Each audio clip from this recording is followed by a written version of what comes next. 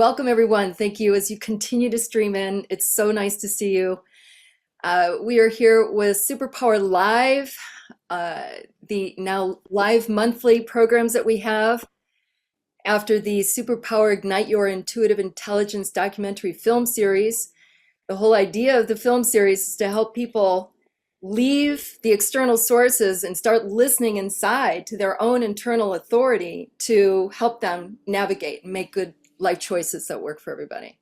So we're glad you're here again, and we've got Grahame Gardner, our geomancer. Do you remember Grahame and how we are all connected when he was out there with the dowsing rods and In the rain.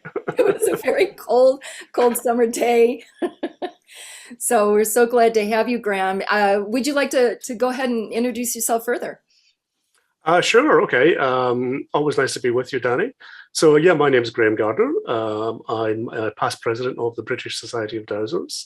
I've been dowsing, I guess, since my late teens, when I taught myself to dowse with a pair of homemade L rods. But I didn't really do a lot with it until I was in my 40s, and I met some other people from the British Society of Dowsers.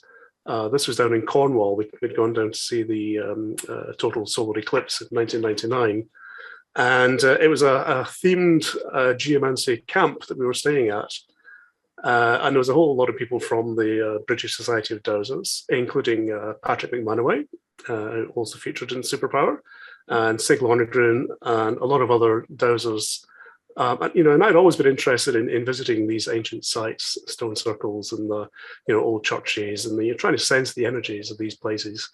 And it was there that I met all these dowsers and geomancers, and I realized that this thing they were calling geomancy, going, hey, this is what I'm doing. So that was a bit of a light bulb moment, really. So I went and signed up with Sig and Patrick's geomancy school the following year. And we did about 18 months training. I think it was about 11 or 12 long weekends in Glastonbury over that period. And I joined the British Society after that. In 2003, that was like 2 years later, 3 years later, I was co-opted as a trustee on the council. And I was served as website manager and publicity for the Earth Energies group. And 5 years after that, I found myself being coerced into becoming president by Patrick. So I did my 2 3-year terms. You're allowed 2 terms constitutionally before you have to stand down for a bit. So I stood down as president in 2014, and yeah, I've been going ever since, really. Nice. Wow. Yeah, you're going strong too. We were having a little bit of a conversation before we joined everybody, and it's just amazing what you've got going on. I'm thrilled. Do you find that people are really starting to pay attention to the kind of work you do and make it more normalized? Well, yeah, this is why we do what we do. I mean, dowsing's always had a bit of an image problem, I guess, because, when you talk about a dowser, people either don't know what you're talking about, or they have this mental image of, somebody in the tweeds walking across the field with a forked twig looking for water. But it's become much more than that, really, and I guess I'm in no small way a part of that, because dowsing is really much more of a spiritual path now. I mean, if I'd known this, if I'd concentrated more on the dowsing when I was younger, I'd be a lot more advanced than I am now.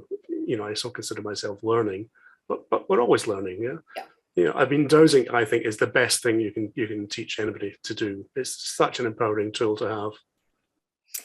That's interesting. Do you feel like it's kind of a gateway into connecting yourself without tools, or do you feel like it's always something that you would probably use, even if you got really good at kind of self-navigating? Well, that's a good question. You can connect without tools. You can dowse without tools, because it's you that's doing it. The tools are just sort of amplifying the response that your body is giving you, which is why we use them, really. But I mean, I can dowse without tools if I have to. But it's a real good means of accessing your intuition, accessing your subconscious. It enables us to dialogue with our subconscious mind. I remember when I started looking into all this stuff when I was an adolescent, as you do, you're searching for paths in life. One of the books I read was on hypnotism, and it taught a method of self-hypnosis where you would just go into a light trance and you would count yourself down. Imagine yourself being down in a lift and you're counting your breathing down from 1 to 10 usually. And then you could ask your subconscious questions, and you would train yourself so that your left finger would twitch for a yes and your right finger would twitch for a no. And this is basically dowsing, you know, and this is what dowsing does. You don't have to do all the hypnotic induction stuff. You just have to withdraw slightly and go slightly within yourself, and you can use your pendulum to dialogue with your subconscious. And you know, your subconscious is connected to the information field, so we can pull in information from anywhere we want to, really. And you can dowse for anything, as long as you can conceive of it. You can dowse for it. Yeah. It seems like it's really good, especially for people who second guess themselves. Yeah, And right, and think, well, wait, I just got that information, but is it true? Is it right? Is it something I should use? Something I should consider? And if you feel like if you've got a tool right in front of you that is clearly telling you which yeah. direction. Well, the hardest thing to do is to get your conscious mind out of the way. You know, this is the hardest thing to learn in dowsing. It's just sort of taking that step back. So you're trying to get your monkey brain to shut up. Mhm. Because there's so often, like take tossing a coin, for example. You know, if you want to toss a coin to make a decision, you've got a 50-50 chance. And if you don't like it the way that the coin comes down, you say, oh, I'll do best out of three. You know, that's your monkey brain saying, oh, I don't want that answer. I want another one. So, you know, you've got to let that go. And that's the hardest thing in dowsing, is just letting that go and going with the first answer. You know, it might be wrong, but you've got to go with it. And, you know, you have to learn what's right and what's wrong. You know, that's interesting. So do you feel like when you said it might be wrong, were you referring to the tool that is showing you to maybe go one direction and it could be wrong? Yeah, no, when you first start out, you know, you ask yourself, the best way to train yourself is to ask yourself lots of questions like, you know, is my name Graham? Or, you know, is there a dollar under this piece of paper? That sort of thing. You set yourself all these little tests. And, you know, these are kind of party trick tests that, you know, but they train you in the method of doing the dowsing. So often in that, you will get wrong answers. But, you know, you soon improve. Practice does improve rapidly. Right. Yeah. Yeah. Well, I mean, that's for anything, right? So Yeah, for I sure. think, Yeah, but yeah, I think really a big piece is getting out of the way. You know, trusting yourself, trusting the answers that are coming through, trusting the subconscious is connecting to the energy fields, yeah, and yeah. that's it. Like, what else are you gonna? Yeah, and once you do it, you know, it's like people often say, because they'll see me like, you know, I'm showing my pendulum here. Now this is not a good position because my hand is up by my ear here, so you can see my arm is not relaxed and it's moving, and people will say, "Oh, you're just making the pendulum move," and yeah, well, I am, but you know, my subconscious is doing this, and I'm just so used to it now. I don't care that my arm is moving. You know, I can see that I'm still getting the answer. You know, so I don't need the pendulum. Sometimes you know the answer before you even have to do the dowsing. Wow, that is so true. That's so true when, especially when it's the same whether or not you have a tool in your hand. Yeah, You know, yeah, something comes to you and you brush it off. And it's not, it's kind of a quiet voice, subtle, and you brush it off. And exactly, then you realize exactly. later on, oh my gosh, I had that thought. That thought came into my mind and I've wasted all this time now not listening to it. So yeah, so that's a good point, Graham. I love how you said that. Yeah, of course my hand is Yeah, moving, my arm is moving, but yeah. it So sounds like when you find skeptics will talk about this, they'll say, "Oh, well, it's just your subconscious making a muscle reaction, and that's why the pendulum is moving." Yes, that's exactly why the pendulum is moving. What we are interested in is where's the subconscious picking up the signal from? You know, what's the subconscious trying to tell us? right. Yeah, Right. And then just trusting it, let go the skepticism. It's not yeah, helping. yeah. And the more, I mean, you know, pendulum dowsing is just like it's asking questions. You use this mostly for the divination. You know, if we're working in the field, you want something like L rods or the forked twig or some Mm, other tool like that. So it's much easier to find stuff in the field. nice. Every dowser starts learning to look for water. It's very easy to find water underground. So that's usually the first thing that everybody learns because, you know, water is quite a strong signal. You know, as a geomancer, I'm more interested in looking for the more subtle earth energies, like the energy lays, the grids, you know, the dragon lines. There's so many more categories of energies that you can dowse for. Yeah. Yeah. Well, you know, I'm realizing too that you may have a lot of this in your presentation. So No, no, it's all right. so I'm feeling like, you know, let's do that. Let's have your presentation. If folks, hopefully you caught it in the email that we're going to have a little exercise, kind of a real basic exercise with our pendulum. So hopefully you've got that ready Well, to go.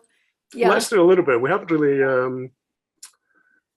I'm going to jump into the sacred space presentation bit here. One of the things we're looking for, I know people are interested in how you get in tune with the energies of the earth.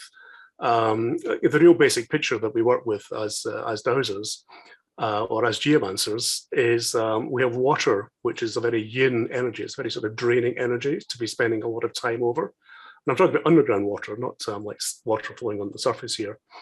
And the other side is we have energy lays, dragon lines, grids. These are very yang energy. So that's the kind of the light and the dark, the water and the earth dragons, if you like. So as geomancers, we're looking for power centers, which is where these two places, these two energies meet and mingle. And they give us what's called a power center, which is where we build our sacred space. So that's good to have in your temples or in a church or something like that. It's less good to have in your house. Like you don't want these sort of centers under your bed. And you don't want a water line under your bed because it drains your immune system. So over time, you become ill. It sort of exacerbates any illness that you might have. And likewise, you also don't want energy line under your bed because that's will stop you getting to sleep. It keeps you awake at night and you get poor sleep patterns developing. So in a secular front, which is what you get most of the paid work for as a geomancer, is house healing. So, we have to go around and we douse people's houses to find out what's going on. And then we try and change or remove the energies that are causing them illness. But the fun part is when we get to build a sacred space, like, stone circles or meditation rooms, or even just putting a garden feature in. So one of the easiest things that, a lot of people find labyrinths are very popular these days. And I love building labyrinths. They have become really popular in the last 30, 40 years. So that's what I was going to show you in the presentation here. Let me just get to the appropriate slide. This is the three-legged stool of modern Western geomancy.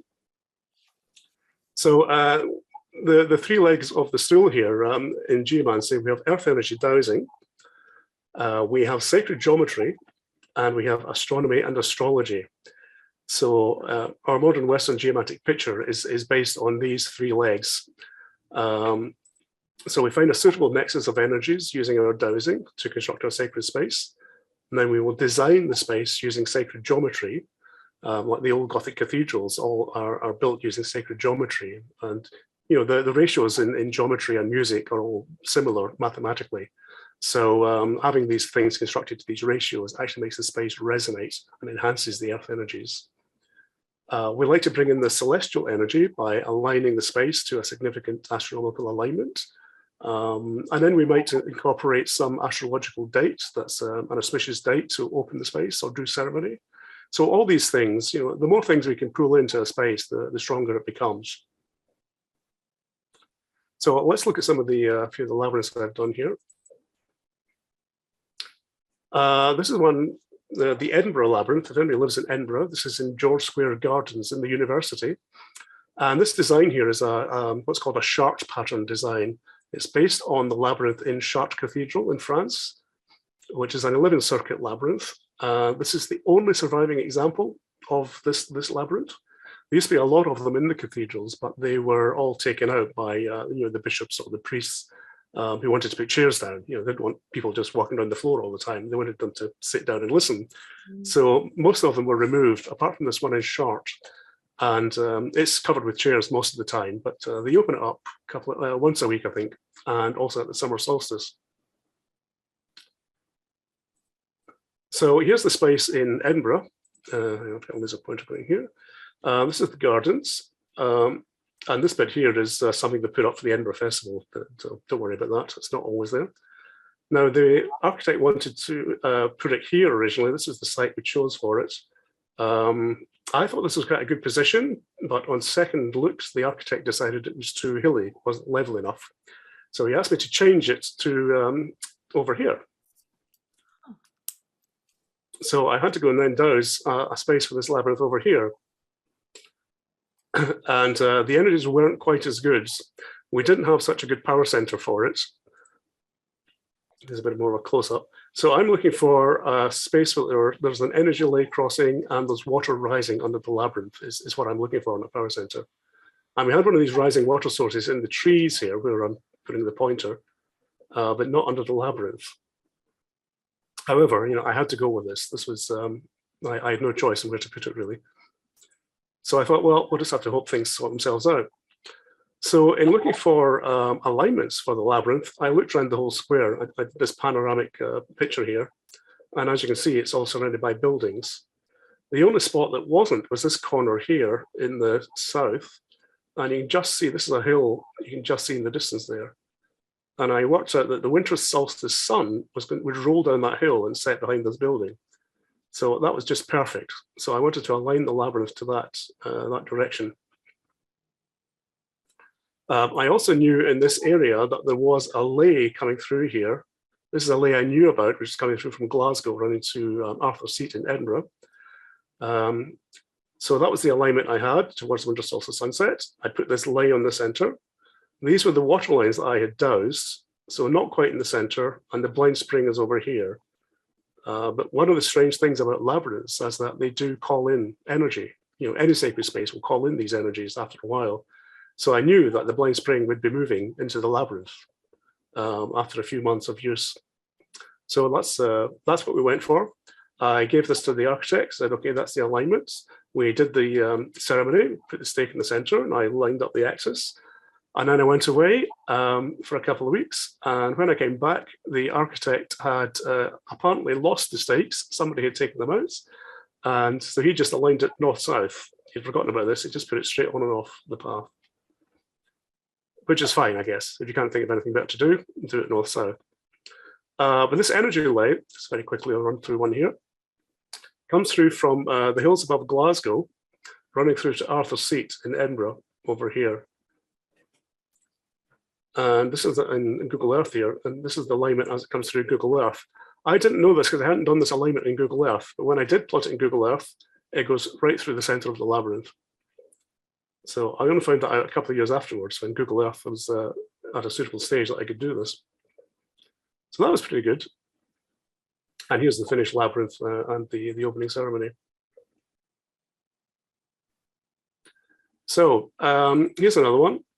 This was a client I did who had a very small garden. And this design is called a Hecate's, mainly because it comes from a three-pointed seed pattern. In India, it's called the Chakravyuha, and apparently it features in the Mahabharata. But it's different because it has the spiral center. So garden only wide enough to do a 3-circuit one. And what I did was I lined up these stones here along this axis, getting progressively higher till it reached over the fence there. And we calculated that was where the sun would set on the client's birthday. So that was the alignment we put in. And sure enough, the sun did set on her birthday, which was just as we finished doing the labyrinth. This stone over here was due north. And one of the things people are always surprised at is how often you get these confirmations that what you're doing is right when you're working with the energies like this. And this was one of those cases, because when I dowsed this site, I was dowsing the spot for this stone, and I dowsed a water line running down the side of the garden here, kind of down here. And that was in November. And it was July when we came back to do the labyrinth build. I dug a hole for this stone, and I hadn't been able to douse the water line. It seemed to have gone. But I dug a hole for the stone anyway, and about 18 inches down, I found this plastic field drain with holes in it. So, of course, in November, that had been full of water, but now it wasn't. So that was an important lesson for me. You have to focus more on looking for free-flowing underground water, not water in a pipe. So, these little things help tune your dowsing. This bit at the back here, this is a sort of garden seat come altar, if you like. And I made this little dome over the top as well. So this is another little bit of geomantic whiz. This is made out of copper piping. There's a lens in the center here that's focused onto the North Star. And there's a little crystal hanging here at the locus of the whole thing. This is just intentional, really. It's just decorative more than anything else. But intentionally, that's pulling in the energy of the North into the garden. And these bands are aligned. So the outer bands, the sun path at the equinoxes is around here, and the sun's path at the summer solstice would be around this one. So yeah, that was a good commission. This is my latest labyrinth. This is in a community woodland called Beechbrae, and they had a clearing that had developed due to ash dieback. They had to remove some of their ash trees. And again, they asked me to design this custom labyrinth. So this is a custom design. It was going to be a normal 7-circuit classical, but then they decided it should be wheelchair accessible. So I had to cut it down to a 3-circuit again. But I made it a little bit different here. So you have these choice of entrance paths. Again, because it's a wheelchair accessible, you don't want to have to turn around and go back out the same way as you normally do. So we had to make this quick escape path. So you can choose which way you go in, either the quick way or the long way. And it was designed so you're not really sure which way is which when you actually approach it, which I thought was really nice. And there was it just as we finished construction. So the walls here are made out of bark chippings, which were planted with lots of crocus bulbs and other plants. I mean, this was last November I photographed that, so it's looking a lot better now this summer. There's a lot of the plants have come up.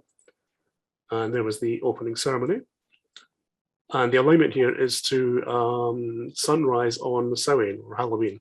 And it was Halloween that we actually finished the labyrinth. So this was sunset on Halloween. Somebody's requesting remote control of your screen. I don't think so. Now this is the big one. This is one I did at a healing center in Mandali in Italy. This is a center that's built above Lago d'Orta, which is the smallest of the Italian lakes. So it's in the Alps, 850 meters up. It really is up the side of a mountain. And I had coincidentally been going over to talk at a dowsing conference in Bologna when they got in touch. So I was able to change my return plans and go up there for a couple of days and talk to them about this labyrinth project. So again, I was going for a 7-circuit design here. This is a sort of a concentric. They had already had an area set aside for this that they'd measured out. This figure on the right here was their logo. And I thought it'd be really nice to try and include this in the labyrinth somehow. So I thought about this for a while. And what I eventually did was I came up with this design here. I realized if we could open up the labyrinth here, I could get some sort of millstone was my thought, and place it in the middle here, have the logo engraved on it. So I asked them if they could find me a millstone, and eventually they did find one that was 2.1 meters wide. So this was the construction plan that I did. And the diameter of the millstone is the same as the diameter of the center. So there's all these sort of connections going on. And again, because they do a lot of ceremony with a lot of people, that we wanted the quick escape route. So you can come into the labyrinth here and you can just go straight out again. Or you can go in this way and walk the whole thing. So this one had quite a bit of geometry. So we were trying a markup on the beach here before I went out to Italy. So I have to know, where these points are on the ends of the labyrinth. I have to know exactly what distance these are going to be. And here's the markup when we got onto the site. So they'd already prepped this area. This is like a 10-meter circle. They'd already prepped us with fine ballast and drainage and all that. The alignment we chose was to this Madonna statue. This is actually outside the compound. There's a path here that runs down the back. But they're quite into having this Madonna statue. They'd named their temple the Madonna's temple, and that was aligned to this. So that was the main axis we chose for the labyrinth. The other lines are the north, south, east, west lines, which I always start off with. And here's the chaps digging out the hole for the stone. And here's the big millstone going in. Here's some fine adjustments here going on, just to make sure it was all lined up properly. And here we started to construct the walls. Now they had loads of these cobbles and they just kept bringing them up the hill in a bulldozer and dumping them out, and we just kept plonking them in. So construction went fairly quickly on this until we got to the morning of the 4th day. This is day 4 when we got up and we found the ground was completely frozen. And this was a Friday as well. Luckily, it actually thawed out enough by about 11 o'clock that we could get on with some work. And the two local helpers were very keen to get finished because it was Friday. So by Friday afternoon, this was the state we were in. We just had all the walls finished. We're starting to put in some blue slate on the paths here. I like doing slate paths and labyrinths because it's a really nice rock to walk on. It's not sharp. You can actually walk on it in bare feet quite comfortably. A couple of slides here on the astronomy of this. This is some of the alignments I was doing. This is just a phone app I'm using here. So this was looking towards the, what's it? I can't see. Oh yeah, February 1st, November the 1st, sunrise. You can see I put a stone in here and it's pretty well lined up. And the next one is even better. This is the equinox sunset. And I'd done all these calculations following the first visit. So yeah, I knew where things had to go, and this was just me checking it on site. This was directly over the church tower on the village church, the sunset at the equinox. So I was really pleased with that. And here we are just finishing putting in the slates, and by sunset on the Friday, there was the finished labyrinth. So the only difference I made was I made this apron a little bit wider so you could walk around it again. We didn't have the logo engraved in the stone yet. I think they didn't have enough funds for that. But, they may have it done by now, I don't know. And here was the final dowsing plan, showing the alignments to the astronomical events. And this line here was a lay that I had dowsed. The red lines are energy lays. And this one is very interesting, which we'll get to in just a second. And here's a drone shot of the finished thing. So now we still had a couple of days after we'd done this. So they took us out of the compound, which is the first time we'd been out of the compound. And we walked up through the village to this hilltop where there is this, I'm calling it a hill fort. I don't know what else to call it. It was this mound that had triple bank and ditches on it. In the center, there was a concrete pillar with an iron cross on it. And I was doing some dowsing around this, and I dowsed 3 energy lays coming out of the cross, one of which went to a monastery in the center of the lake, which you could see. The other 2, by looking through the trees where I dowsed them, I found they went to neighboring mountains, which also had crosses on them that you could just see. And then there was a 4th energy lay, this one here, which I thought was going back in the direction of the labyrinth. But that's interesting, I thought. So then the next day, we went down the hill from the Madonna statue. There's a path that zigzags all the way down the hill to the village. Halfway down, there is this little chapel dedicated to Mary. So having taken GPS coordinates of both these, when I got back, I punch it into Google Earth, and this line, which I had dowsed previously, right through the middle of the labyrinth again. So it's things like that that let you know that you're doing good stuff here. You're actually in the groove. So, oh, hey, Soraya says she's been to Mandeli and walked in that one. Oh, fantastic. I haven't been back since I built it. I'd really love to go back and see it again.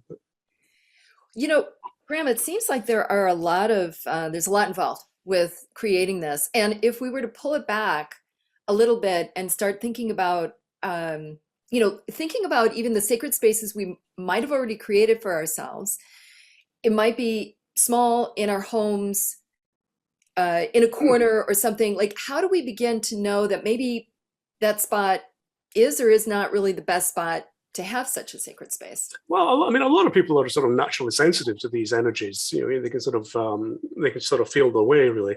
Anybody that does any sort of energy working like Reiki or stuff like that is usually pretty sensitive to earth energies. But if you don't know, learn dowsing. Dowsing is the best way to find these things. And you can build a sacred space in a corner of your room. You can make a little temple space. I mean, I don't have one in my own house because I just I just make one wherever I need to with my dowsing these days. But yeah, some people can like to have their own one. Many dowsers have little energy spots in their house that they will douse regularly to get a feel for what's happening outside. Some dowsers I know can even predict earthquakes from dowsing their local landscape. Right. And do you feel like, okay, so you're saying energetically, some people can just figure it out. Dowsing is a good tool if you are kind of second guessing yourself. You can do it inside, you can do it outside. When you say, I can do it anywhere I go, well, is that just to stop for a moment and have a good prayer or a good discussion with the divine, or is Yeah, that yeah. Yeah, I mean, we have a little dowsing protocol. I think everybody has one, really, which is just sort of method for getting you into the dowsing zone. So just by naturally doing that, I'm sort of enhancing and expanding my aura so that I'm in my own protected sacred space. oh So nice. yeah, this is why dowsing is such a good tool. If you're not naturally psychic, I mean, I'm not clairvoyant. I very seldom see things. I quite often sense them, but dowsing lets you dialogue with that, so you can actually figure out what's going on. Um, one of the other things you have to do in a secular context quite often is remove ghosts. You have spirit presences in places that you have to deal with. So you have to sort of dialogue and use your dowsing rods to find out where it is. Get into dialogue to find out, is it happy here? Is it here for a reason? Is it happy to move on? So Well, it seems like this process is really pretty expansive. Like you kind of almost have to go through this checklist, whether you're doing it subconsciously or if you're just starting out, to consider things yeah. such as, yeah, if you do the dowsing, if you're not feeling so completely in tune with your own energies, and also check for ghosts. Well, I mean, this is it. Dowsing is such a broad-ranging discipline. I mean, the basics of pendulum dowsing, I will teach in 15 minutes, but to actually develop that into what you want to do with it is a lifetime of study, really. That's true. And so when we talk about what we want to do with it, can you maybe give us a list of all the different kinds of things that we can, start with, or things that are regular, normal things in our lives, things that we might want to explore in addition to what we Um, do in our lives? okay, sure. Okay, here's some of the things we can use it for. I mean, the obvious one is looking for water. So that's a traditional one. And it's still quite a big thing, actually. You still find quite a lot of farmers here in Britain will still get a dowser to dowse for water. It's quite big in America as well, particularly in the sort of Atlantic coastline, Vermont and Maine, the New England states. Archaeology was quite a popular, it's still quite a popular field in dowsing. Quite a lot of dowsers over here go around looking for buried Roman roads and stuff. I mean, it's difficult because there are so many vociferous skeptics who will just rubbish what you're doing. So you have to be careful when you're working with people like archaeologists. Do you know the program Time Team? There's a sort of archaeology program we have over Time here. what? Time Team. I don't. No. Maybe Oh, something. okay. That's quite a popular archaeology series that was over here, and they've had a couple of dowsers on who haven't really performed terribly well on television, mainly because they were all very skeptical about it. Mm, There is this performance pressure thing you get, and if you're surrounded by skeptical people, your dowsing is probably going to fail. You have to be in a really grounded and centered state, really in your power, to be able to power through that. that's an excellent point, Graham. Thank you. Yeah. Okay, locating underground cables and pipes, the utility dowsing. Still, many utility companies, gas vans, electricity vans, will have some dowsing rods in the back of the door.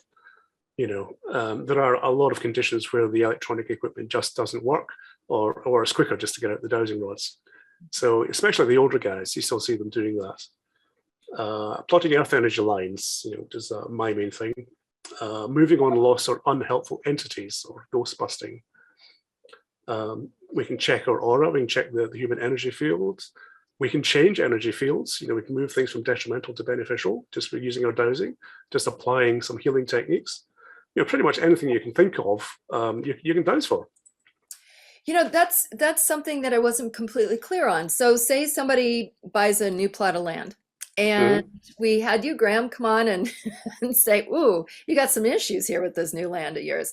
What can, I mean, I would presume you'd probably do something to help with that, but wouldn't that require maintenance, even on land that you've been on that's had good energy and maybe something's happened to that? Yeah, I mean, again, depends on the plot of land.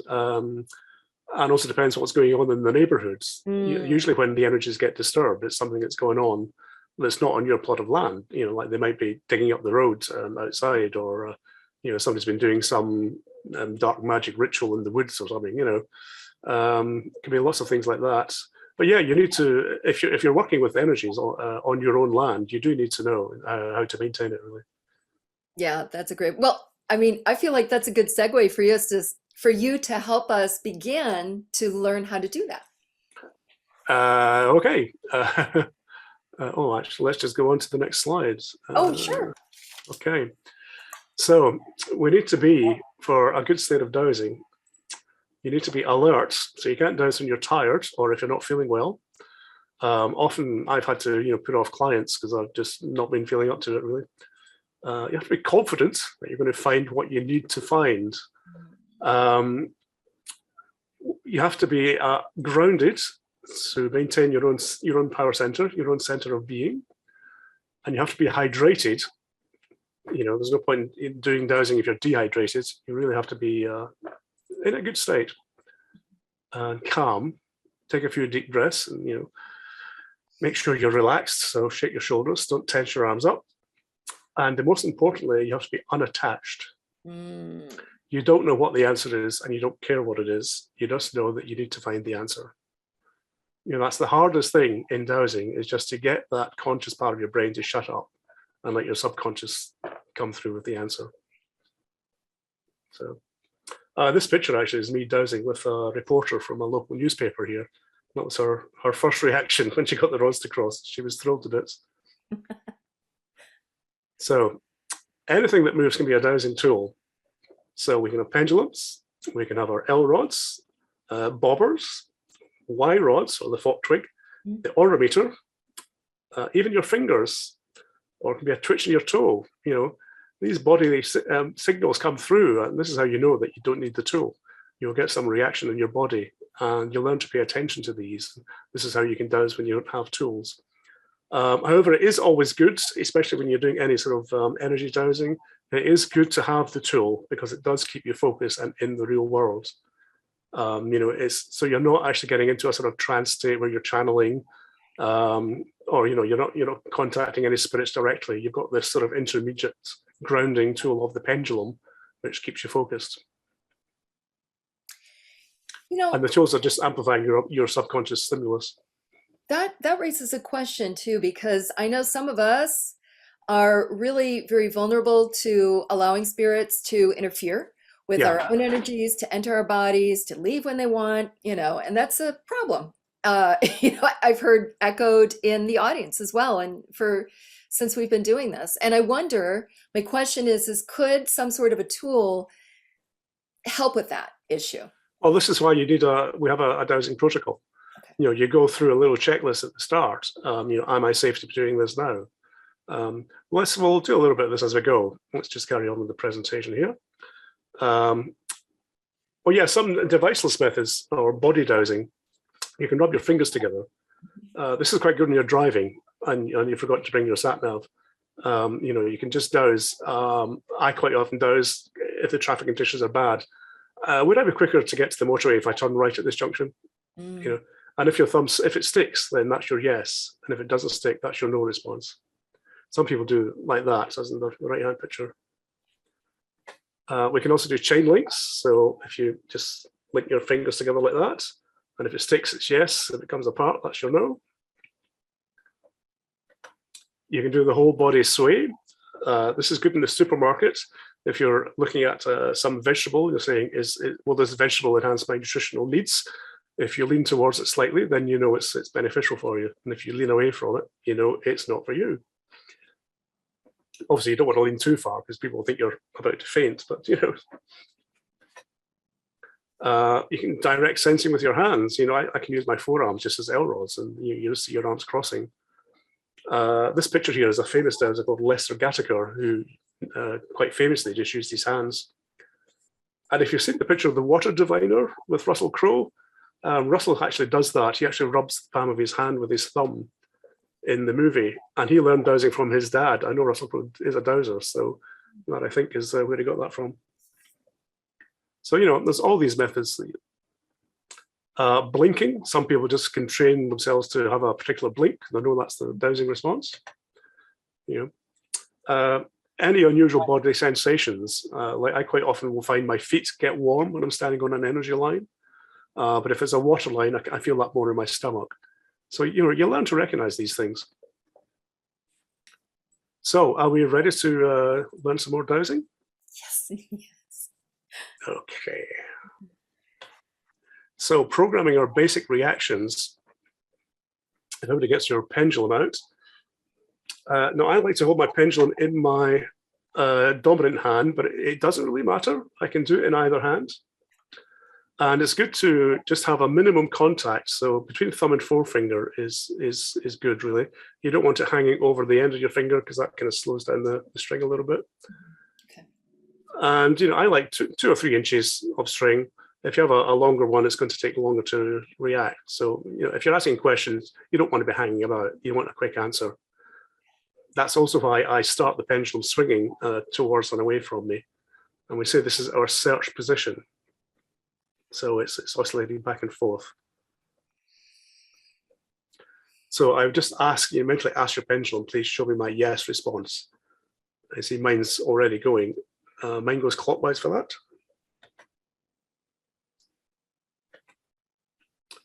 If you're having trouble getting it to go, you can try holding over your right knee. This is assuming you're right-handed, of course. If you're left-handed, do it the other way. This is reinforcing the idea of the body having polarity. So your dominant side is the yang side, the non-dominant side is your yin side. So you should be getting a yes response over your right side of the body. Okay, so if we've got that, go back into our search position, swinging backwards and forth, and then show me no. So for me, it goes anti-clockwise. And again, if you're having trouble, you can do this over your left knee. Now, I know some people, particularly in the North American culture, they tend to have a no response of going from side to side. So the yes might be clockwise and the no will be side to side. Now, it doesn't really matter what your dowsing responses are as long as they are consistent for you. So if the pendulum's going a different way, you can stick with that. There are some advantages to having the clockwise and anti-clockwise reactions, though. It's just a bit more versatile, I find. So if you can't get the reaction, I know some people really struggle with this. Don't get hung up on keeping your hand still. People have this death grip and nothing's going to happen then with the pendulum. So let it relax a little bit. You can also try just telling the pendulum, making it swing in a clockwise and say, this is my yes response. I want this to be my yes response. Because, you're programming your brain. The pendulum's not doing anything here. It's you that's doing all the work. You can also try starting it swinging in the search position and close your eyes and say, please show me my yes response. And you'll often find the pendulum's just doing it. Because your conscious logical brain isn't focusing on it, your subconscious is already doing it, and just closing the eyes just takes your conscious side out of the picture. Excuse me while I have a drink. Okay, so if we've got our responses here, here's a little dowsing protocol. This is a very simple one. You state what you want to do. So I want to, douse the energies on my house, whatever it is. You ask, can I do this? This means, do I have the dowsing ability for this? And your pendulum should give you a yes. I think I've only once had a no for that, and that was when I was a complete beginner. And I was trying to do something that was a little bit too advanced for me. May I do this? This means, do I have all the necessary permissions for this? So if you're going to be dowsing somebody's field, you want to have talked to the landowner. Likewise, if you're dowsing somebody's house remotely without them knowing that you're doing it, you want to have to ask them in advance if it's okay. You really have to be very ethical in your dowsing, because any sort of karmic repercussions happen pretty quickly if you're sticking your nose in where it's not meant to be. And lastly, should I? It's good to have this final question. Is it appropriate to do this now? Maybe I need to come back and do this at a later date. Is there anything else going on here that I need to consider? You always need to leave room for the other to happen. As an example of the may I question, I was walking up to a sacred site on the Ridgeway in England. It was a place called Wayland's Smithy, which is an old long barrow. And I was asking my questions with my pendulum as I was walking up the path. Just as I asked the may I got a yes from my pendulum, but also a big fluffy bumblebee came up, looked me right in the eye, and then turned around and flew ahead of me down the path. So I thought that was inviting. That's a good sign. I'm invited in. Um, the last one, the should I question, I was once wanted to go and douse a stone circle up in Perthshire, and I'd driven up from Glasgow, an hour and a half to go and look at this particular stone circle. I got a no. I thought, well, yeah, I've just driven an hour and a half to get here. I'm going to do it anyway. So I went marching up to, very confident to the edge of the circle, and I stopped just as I was about to step in, and I noticed there was a nest, a bird's nest by one of the stones that had three like newly hatched chicks in it. No mother bird, but clearly not a good time for me to be tramping around the circle when it's going on. So I went, okay, and I went away. So this is just a basic protocol. Another thing to do is to make sure you're grounded. So I always do a little visualization, like if I invite you to join me in this, if you will. So I make sure my feet are firmly on the ground and I'm relaxed. And I visualize light coming down from above into my head. And this pillar of light, as I'm breathing in, comes down into my heart chakra. And I feel this light coming down as I'm breathing in. And as I'm breathing out, I feel this ball of light in my chest getting brighter and brighter. And once I've got that fairly well established, I then continue the light going down as I'm breathing in, and I send it down through my feet and into the earth. And you visualize this column of light extending down and down and down until it gets into the center of the earth. And you will notice a change there of some sort. Maybe you hear something or feel something, you get a sense of a color change, maybe a sound, it could be anything like that. When you get that, you've connected with the earth, and you can then change the direction of the light. So as you're breathing in, you bring the light down from above and up from the earth. And the two shafts of light meet in your heart chakra. And as you're breathing out, then the light expands out from your heart chakra to fill your entire bodily aura. So as you're breathing in, you bring in the light down from above and up from the earth. And as you breathe out, it expands out to fill your aura until your aura is this bright, sparkling egg of light. It takes longer to explain than it does to do it. You can actually do this in 2 or 3 breaths once you get used to it. But that's basically a basic dowsing protocol that I do every time I'm going to sit down and do some dowsing. And I can see too where when you've practiced enough, it is instantaneous. You could just, I was starting to feel things like, wow, that went quickly, whoa, that went deep, very fast. Yeah, I mean, you can just switch it on. Yeah. When you need to, really. Okay, next thing we know, asking the question. The dowsing is a sort of binary device here. We can only get a yes, a no, or a no response. So, try and keep it simple. You have to imagine like you've climbed the tallest mountain to ask the wisest man on the planet. He's sitting up there in his lotus position with his beard, and you've got one question. What's the question you're going to ask him? So you have to try and make sure that the question is completely unambiguous. So, for example, I could say, "Is my name Grahame?" And I will get a yes. But if you say, "Is your name Grahame?" then hopefully you get a no. But if you ask, "Is my name Grahame?" hopefully you get a yes.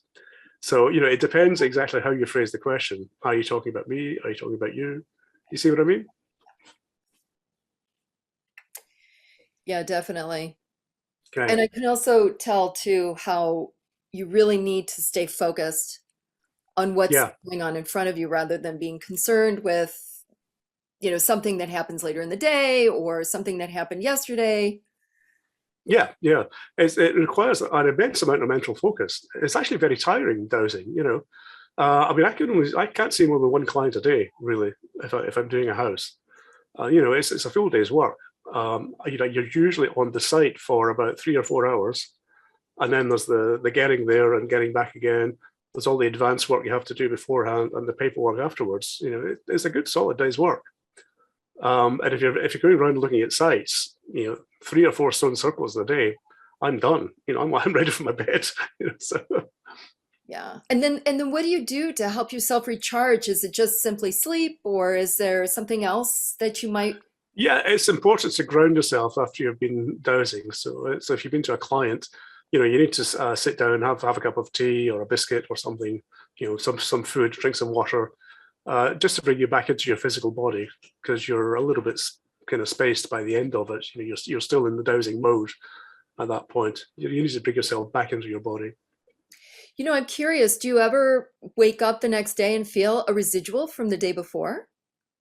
Oh, good question. Yeah, sometimes if I haven't closed down properly, sometimes you do. Yeah, yeah. Quite often there's been some sort of spirit presence hanging on still the next day. I had a dog once, a nice little dog, the spirit dog that followed me home. And he was very friendly. He wasn't doing any harm. He just liked being around. And, you know, I'd see him when I was sort of falling asleep. I'd sort of, you know, half see him at the end of the bed kind of thing. Or I'd feel him getting on the bed. It was that kind of thing. And after a couple of weeks, he went away eventually. You know, I clearly wasn't paying him enough attention, so he just went. So yeah, sometimes you do get stuff like that. It seems like that might be a good option for those of us with allergies. Yeah, right. Yeah, yeah. But you have to remember they're there. Yeah, yeah. So anyway, back to asking the question. Respect everyone's privacy. Don't douse unless you've got permission. Future outcomes are not absolute. You know, the future is mutable. So dowsing for lottery numbers very seldom works. We've all tried it. You know, none of us are rich yet.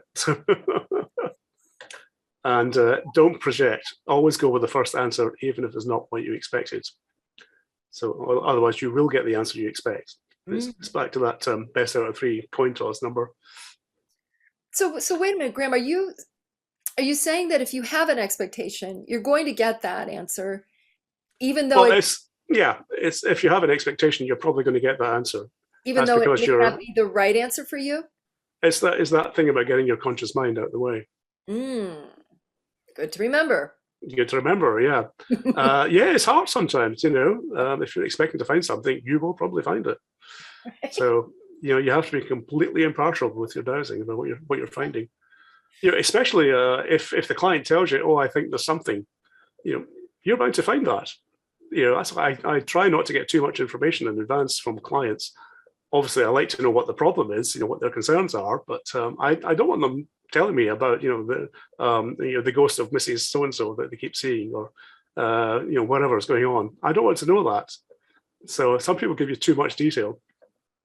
Oh, wow. So when you go out and you do your work with people, do you let them know that in advance? Like, only tell me exactly what I ask you. There are a few times I've had to say, I don't need to know anymore. Please stop telling me stuff. Yeah, because it just, you know, that does confuse your results. That does skew your findings. So. Gosh, you know, for us, you know, those who like to ask questions everywhere about everything, that is so important. It's just like, keep your eye on the prize here. Okay, so let's look at a couple more responses with the pendulum we can get. One of the ways we can transmute energies is using our pendulums. So we've looked at the yes and no responses, and this is why I say it's good to have the circular responses for this. So we've got the yes and no in clockwise and anti-clockwise. We can focus our healing energy and use the pendulum as an instrument of change, like it tracks time, if you like. So we have these decrease, minimize, and increase, maximize motions. And for me, the decrease, minimize is the same as my no response. And so what I'll do is I'll be concentrating on sending my healing energy, and I'll start the pendulum going anti-clockwise like this. And you know, I'm not even looking at the pendulum at this point. I'm just concentrating on the target. I'm sending my healing intention, asking that the place be healed. I'm saying a prayer or giving it a blessing, whatever you work in. And when the pendulum stops or changes direction, you know you've sent enough energy and you can move on to the next stage. So my next stage would be, if I want to maximize the energy, I would do it in a clockwise direction, the same as my yes. And the same thing, I would be asking that the energy be enhanced to its maximum possible level. And you would just keep doing this till the pendulum changes. So in the minimized one, I'm asking for any sort of detrimental energy to be removed, for the frequencies of these detrimental energies to be scrambled and neutralized and removed from the client or from the building, whatever. And in the maximize, I'm asking for the energy to be maximized, and I'm, you know, pumping in white light and healing energy. So other responses, you know, some people work with positive and negative. I tend not to use those terms if I can, unless it's in a polarity context like electricity, Because when you say something is negative, people think it's bad, and positive think it's good. And you might not be talking about that. So, I would say, yin and yang instead of that. You can also use the pendulum to point to something. Like the leading edge, like the edge that's leading away from you, you can say, pendulum, please point to north, or whatever. Or, please point to the nearest pub. So, and you can use the pendulum that way as a direction finder. But obviously it's better to use something like an L-rod when you're out in the field. The pendulum's just a little bit imprecise for that. So, there's all these sort of responses you can develop with your pendulum. As I say, your responses are personal to you. Once you've got them established, you should never change that. They might be different to everybody else, and that's perfectly okay. But these are mine. So we have the search, neutral, don't know. We have the know, minimize, or disconnect. So at the end of a session, I will do this minimize motion, and I will disconnect consciously from all the energies that I've been working with. I can do the yes, I maximize the energies, or make a connection with the site. There's all these responses you can get. And for me, if it does can't answer, ask another, that means I'm asking the wrong question. I need to ask it in a different way. Other things we can do, there's other aids. I'll show you a chart. Lots of people like working with charts. And you get books full of pendulum charts that you can dowse for. This is just the basic one that I use. And I really think it's all you need, to be honest. And you would start this by using your pendulum. Oops, hang on, I lost my laser pointer. Where's it gone? You start your pendulum swinging up and down over the 0. And you would ask the pendulum to please show me the, well, let's say we're dowsing the energy level of our house. Please show me the energy level of our house. And if it goes to the right, then you know it's beneficial energy. If it goes to the left, it would be detrimental energy. And this will give you a sort of percentage level of things. It's tricky to do this because you have to keep your pendulum going in a straight line and not in a circle. So I don't usually recommend these for beginners because of that. But some people find them very helpful. Other aids we can have. There's a gadget called the Major Rosette, which is a color disc. One of the problems you have in dowsing is in categorizing these things that you're finding. So a Major Rosette is commonly used to assess water purity. So if you find something that's blue, then that's good drinkable water. If it's purple, it's holy water. If it's white, it's soft calcium-y water. If it's black, that generally means it's geopathically stressed or extremely polluted. So when you hear dowsers talking about a black stream, that's usually what they mean. You can also use these for energy lines, anything that you need to categorize. It's what we call a witness. Other witnesses, you can get pendulums that you can put in little phials of water or a piece of gold, whatever you're looking for. A lot of pendulums come apart, so have these little hidden compartments. You'll often find water dowsers will have a little bottle of water taped to the end of their L-rods. And here's a gadget I came up with. This is has slightly more colors than the major disc, which I find useful for earth energy dowsing. So we have these added metallic colors. I quite often find when you're dowsing these big dragon currents that are running across the whole country, you often find these showing as metallic colors like silver or gold or coppery.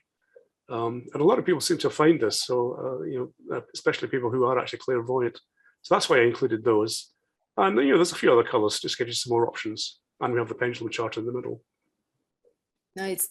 Grahame, is there a way that we can, something that we can wrap this up and summarize? We're at the top of the hour and want to make sure that people know where they can find you, where they can learn more. Okay, sure. Let's go to my website, which is westerngeomancy.org. I'm sure I've got a slide for that somewhere.